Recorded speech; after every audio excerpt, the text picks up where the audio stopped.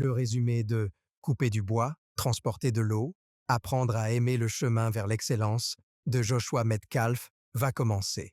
Profitez bien. Point clé 1. Le succès n'est pas facile à atteindre. Il faut être prêt à se battre pour y arriver. La réussite et l'excellence dans notre vie personnelle et professionnelle dépendent de nos choix quotidiens, apparemment insignifiants. Certaines décisions sont agréables, d'autres s'apparentent davantage à des corvées. Nos réalisations et les sacrifices que nous faisons en cours de route constituent le parcours de notre vie. S'ils sont bien menés, ils deviennent de puissants tremplins sur la voie de la réussite. La vie n'est pas un lit de roses pour tout le monde. Souvent, pour profiter des roses, nous devons aller les chercher ou demander à quelqu'un d'aller les chercher pour nous. Dans tous les cas, nous faisons quelque chose pour les avoir. De même, nous devons faire quelque chose pour réussir dans la vie. Nous devons tendre la main pour recevoir l'aide dont nous avons besoin. Nous devons également renoncer à certains de nos désirs pour en poursuivre d'autres. Essentiellement, nous devons couper du bois et transporter de l'eau pour arriver à quelque chose. Comme ça, nous découvrons de nouvelles choses, nous renonçons à d'autres choses, nous nous soumettons à des personnes et nous apprenons des autres, de nous-mêmes et de la vie. Nous aimons tous l'admiration et l'aura de l'excellence que nous attendons avec impatience d'être excellents un jour. C'est ce que nous voulons plus que tout. Mais il y a autre chose que nous devons aimer pour atteindre la grandeur, le processus. Le processus de l'excellence commence par le rêve d'être remarquable. Fantasmer d'être excellent est la partie la plus facile. Nous l'imaginons sans stress. S'asseoir et s'imaginer dans un manoir est agréable, mais prendre les mesures nécessaires pour le construire ne l'est pas autant. Nous devons nous réveiller de ces rêves et franchir l'étape essentielle vers l'excellence, l'action. On ne peut pas être excellent sans couper du bois et transporter de l'eau. Il n'y a pas de maison sans fondation. Le bois et l'eau n'ont pas la même signification pour tout le monde. Pour certains, il s'agit d'écrire davantage, tandis que pour d'autres, il s'agit de suivre un cours, de lire un livre ou de partir en voyage. Dans ce résumé, vous découvrirez des principes généraux expliquant comment devenir ami avec le processus de réalisation de l'excellence et comment passer à l'action pour atteindre la gloire dans la vie. Point clé 2. Utilisez des activités fastidieuses comme matériel d'apprentissage. Considérez le fait de transporter de l'eau et de couper du bois comme une occasion de grandir. C'est la période où vous devenez le juge de votre réussite et de votre processus d'apprentissage. Ne considérez pas cette période comme un test ou une compétition, car cela entrave votre potentiel. Au lieu de considérer une situation comme un test, considérez-la comme une expérience d'apprentissage. Il est facile d'ignorer les choses banales et de les considérer comme des distractions sur votre chemin. Elles peuvent vous sembler fastidieuses, ennuyeuses, voire effrayantes, mais la vérité, c'est qu'elles constituent une partie essentielle de votre chemin vers le succès et qu'elles ont une valeur pédagogique. Pour maximiser votre temps de travail, vous devez identifier le bois ou l'eau que vous devez transporter. Savoir ce qu'il faut faire vous aidera à tirer le meilleur parti de cette période. Alors, faites-le avec joie et diligence et apprenez autant que possible. Il peut s'agir de travailler dans un domaine où vous avez besoin de plus d'expérience. Cela pourrait vous permettre d'élargir vos horizons et les ressources disponibles. Bien que cela puisse sembler effrayant et déroutant, cela vous apportera des connaissances nouvelles et précieuses. Le bois et l'eau peuvent également représenter le travail d'équipe. Cela peut s'avérer difficile si vous n'avez pas l'habitude de travailler avec plusieurs personnes et de prendre des décisions en groupe. Mais cela pourrait vous apprendre à trouver un terrain d'entente avec quelqu'un et à faire des compromis. La seule chose qui compte vraiment aujourd'hui, ou n'importe quel autre jour, c'est ce que vous devenez au cours de ce processus. Joshua Metcalfe. Il se peut que le processus ne soit pas sans heurts ou que le chemin ne soit pas le meilleur que vous puissiez prendre, mais tout cela n'aura pas d'importance. Ce qui comptera à long terme, c'est ce que vous avez fait de cette route, l'influence qu'elle a eue sur vous et ce qu'il est advenu de vous par la suite. Votre voyage, ce sont les leçons que vous avez apprises en cours de route, avec toutes les victoires et les échecs. De nombreuses personnes qui ont réussi et dont vous entendez parler aujourd'hui ont appris leurs leçons les plus précieuses au cours de la saison du bois et de l'eau. Point clé 3. Les personnes excellentes ont un système de valeurs qui fonctionne. En tant que personne qui réussit, Vous souhaitez peut-être exceller dans tous les domaines. Vous voulez peut-être être un écrivain renommé, un charpentier habile, un excellent mécanicien ou un bon gestionnaire de patrimoine. Si ces ambitions ne sont pas mauvaises, le fait de ne pas atteindre les objectifs que vous vous êtes fixés peut avoir des conséquences négatives pour vous. Pour éviter cela, ne voyez pas plus gros que votre ventre. Soyez objectif dans vos ambitions. Si vous êtes trop exigeant envers vous-même, vous serez déçu. Vous pouvez aussi les prendre un par un. Si vous avez plus d'un intérêt, vous aurez besoin d'un système de valeurs. Un système de valeurs vous rappellera à quel point vous êtes fort, quel que soit le nombre de vos échecs. Considérez-vous comme un être humain doué pour l'excellence. Trop souvent, nous attachons notre valeur aux éloges que nous recevons et au succès que nous remportons dans la vie professionnelle et personnelle. Cet attachement nous décourage quand les choses ne vont pas comme nous le souhaitons. Vous devez donc vous détacher de ce que vous faites et reconnaître que votre valeur ne change pas, quels que soient les résultats. Lier sa valeur à la performance, c'est courir au désastre. Personne n'atteint toujours la perfection, et se tromper n'est qu'un témoignage d'humanité. Votre identité découle du système de valeurs que vous adoptez. Si vos principes vous considèrent comme un être humain, vous avez plus de chances d'exceller dans ce que vous faites. Votre capacité à prendre des décisions sera d'autant plus grande que votre système de valeurs sera solide. Par exemple, si vous vous rendez compte que votre entreprise a fabriqué un produit de qualité inférieure qui risque de nuire aux gens, vous devez décider de retirer le produit ou de vous concentrer sur la réalisation d'un profit sans tenir compte des dommages que le produit peut causer. Votre système de valeurs détermine votre choix, et l'éthique axée sur les résultats donne la priorité au profit plutôt qu'à la sécurité. En revanche, des principes détachés des résultats permettront de mieux juger de la nécessité de faire passer la sécurité avant l'argent. Votre identité ne doit pas dépendre des attentes de quiconque à votre égard. Elle doit refléter vos choix et décisions personnelles. Point clé 4. Les personnes qui réussissent sont celles qui font preuve de persévérance et de concentration. La maîtrise est leur principal attribut. Les objectifs valables ne deviennent une réalité que quand vous agissez de manière répétée pour les atteindre. Il faut donc frapper au même endroit, encore et encore, pour enfoncer le clou dans le bois ou le mur. Les personnes qui réussissent ne se laissent pas distraire et n'abandonnent pas. Elles continuent à avancer vers les objectifs qu'elles cherchent à atteindre. Les personnes exceptionnelles sont diligentes et concentrées. Elles savent ce qu'elles veulent, s'y attachent et sont persévérants.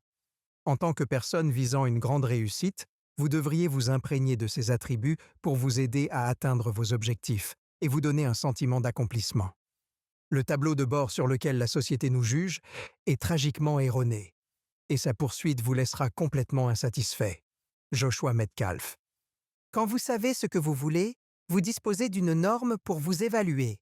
Pas de concurrence, pas de pression extérieure, juste vous et vos objectifs. Et si vous prenez du retard par rapport à vos objectifs, vous pouvez suivre vos progrès et redoubler d'efforts pour atteindre votre but. En étant fidèle à vous-même, vous pouvez tirer parti de la persévérance et de la concentration. La maîtrise est le résultat du transport de petits bols d'eau de temps en temps. C'est le résultat de la coupe de petites bûches de bois au fil du temps. On maîtrise quelque chose par des actions délibérées. Ces actions n'ont pas besoin d'être extraordinaires, mais elles doivent être constantes. Vous devez en faire des habitudes et en augmenter le nombre au fil du temps. Comme toute chose, la maîtrise peut s'apprendre. Il suffit de suivre les principes qui l'enseignent. La maîtrise ne s'acquiert pas du jour au lendemain. Elle nécessite beaucoup d'efforts, de compétences et un travail acharné et persévérant. Pour exceller et devenir un maître dans quelque domaine que ce soit, il ne faut pas compter uniquement sur le talent, mais aussi sur un travail acharné et sur la volonté de se donner à fond. Quand le talent n'est pas affiné, le travail acharné l'emporte toujours. Exploitez tous vos pouvoirs et toutes vos compétences pour obtenir la maîtrise, et laissez votre soif de maîtrise refléter votre façon de vivre, vos choix, l'énergie que vous mettez dans votre travail et le temps que vous y consacrez.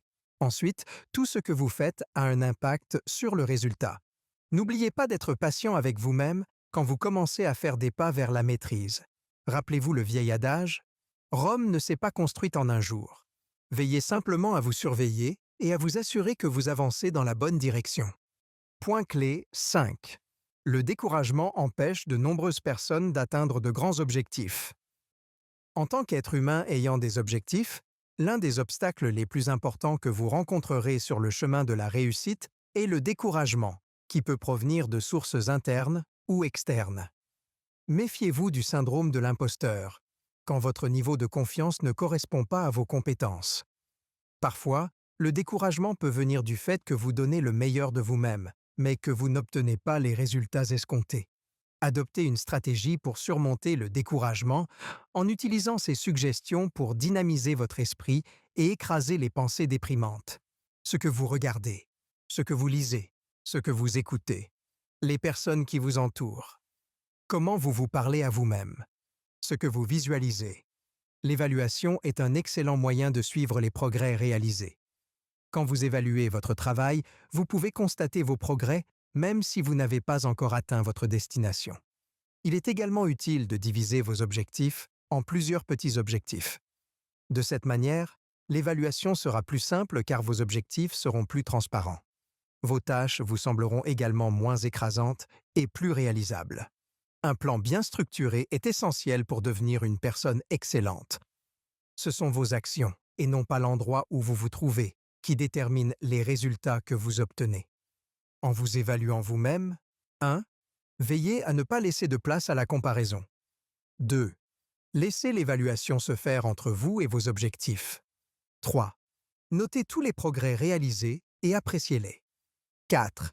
Notez toutes les régressions et abordez-les comme des domaines de croissance. 5. Rédigez votre déclaration de valeur et votre état d'esprit de croissance. Une déclaration de valeur décrit qui vous êtes, indépendamment de ce qui vous arrive. Un état d'esprit de croissance est une mentalité d'apprentissage qui vous permet de considérer vos expériences comme des courbes d'apprentissage plutôt que comme des descriptions de votre valeur. Voici un exemple de ce à quoi elle devrait ressembler. Déclaration de valeur. Ma valeur est ce que je suis. Elle est fixe. L'état d'esprit de croissance, toutes les expériences qui m'arrivent, sont des occasions d'apprentissage. En vous évaluant, vous vous mettez au défi d'en faire plus, ce qui augmente vos chances de réussite. Point clé 6. L'échec fait partie intégrante du voyage vers le succès. La clé est de continuer à avancer malgré tout. Les personnes qui réussissent le mieux aujourd'hui étaient loin d'avoir réussi à leur début. Elles ont échoué à plusieurs reprises, mais elles ont toutes fait quelque chose. Elles ont réessayé. Voici quelques héros qui ont connu des échecs, mais qui ont continué jusqu'à réussir. Albert Einstein a échoué à l'école et a commencé à parler à l'âge de 5 ans. Les professeurs de Ben Carson ne le considéraient pas comme brillant et l'ont isolé du reste des élèves. Ils étaient loin de se douter qu'il deviendrait neurochirurgien de renommée mondiale. Un producteur de télévision a dit d'Oprah Winfrey qu'elle n'était pas faite pour la télévision.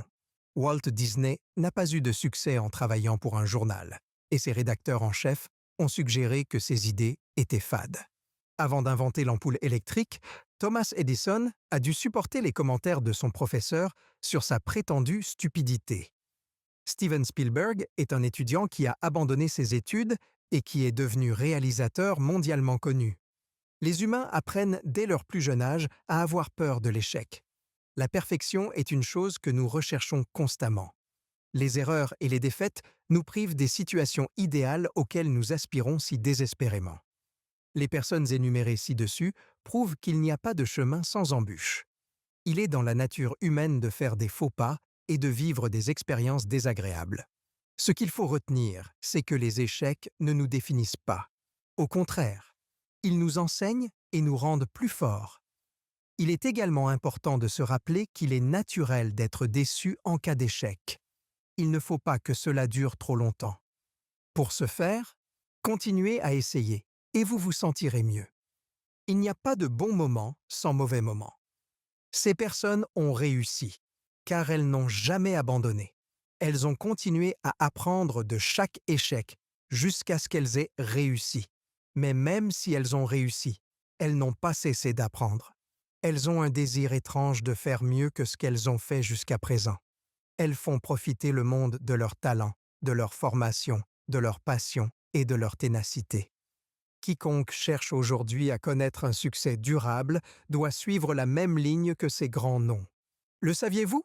Apple a licencié Steve Jobs à l'âge de 30 ans. Il a été licencié de l'entreprise qu'il avait créée. Apple est revenu vers lui 10 ans plus tard en lui demandant de sauver l'entreprise. Conclusion du résumé. Beaucoup de gens sont occupés et négligent les choses qui rendraient leur vie plus agréable. Chaque personne sur Terre dispose des mêmes 86 400 secondes par jour. Et les gens font différentes choses avec ce temps. Vous pouvez faire 3 choses avec votre temps: le gaspiller, le dépenser ou l'investir. Dans la vie réelle, les choses urgentes continueront à se manifester pour nous empêcher de faire ce qui est essentiel. Mais la façon dont nous utilisons le temps devient le facteur déterminant de la réussite. Si vous faites ce que tout le monde fait, peu importe l'ampleur de vos rêves, vous obtiendrez les résultats que tout le monde obtient. Soyez attentif aux personnes qui font partie de votre cercle. Interagissez avec ceux qui ajoutent de la valeur à votre vie. Il peut s'agir de personnes que vous ne pouvez pas voir physiquement, mais auxquelles vous pouvez accéder électroniquement par le biais de messages audio et de vidéos. Vous pouvez également lire des livres sur les grands hommes et les grandes femmes que vous cherchez à imiter. Se débarrasser de son cercle actuel ne signifie pas qu'il faille être méchant. Vous pouvez être poli et passer moins de temps qu'auparavant à leur côté. N'oubliez pas de vous fixer de grands objectifs, de développer votre maîtrise et de surmonter le découragement et les échecs. Mettez l'accent sur la persévérance et la concentration et évaluez-vous périodiquement pour inspirer votre génération et les générations suivantes. Essayez ce qui suit. Notez votre temps. Tenez un journal dans lequel vous noterez la façon dont vous passez votre temps chaque jour et chaque semaine pendant environ 1 mois. Vous saurez ainsi si vous faites ou non des choses qui vous font progresser vers l'excellence. Souvent, ce ne sont pas les objectifs que nous nous fixons qui comptent, mais la façon dont nous investissons le temps dont nous disposons. Consacrez-vous votre temps à des choses qui vous permettent d'atteindre l'excellence dans votre vie? Résumé fini. Prenez le temps de l'évaluer afin que nous puissions vous aider à vous développer de la meilleure façon possible.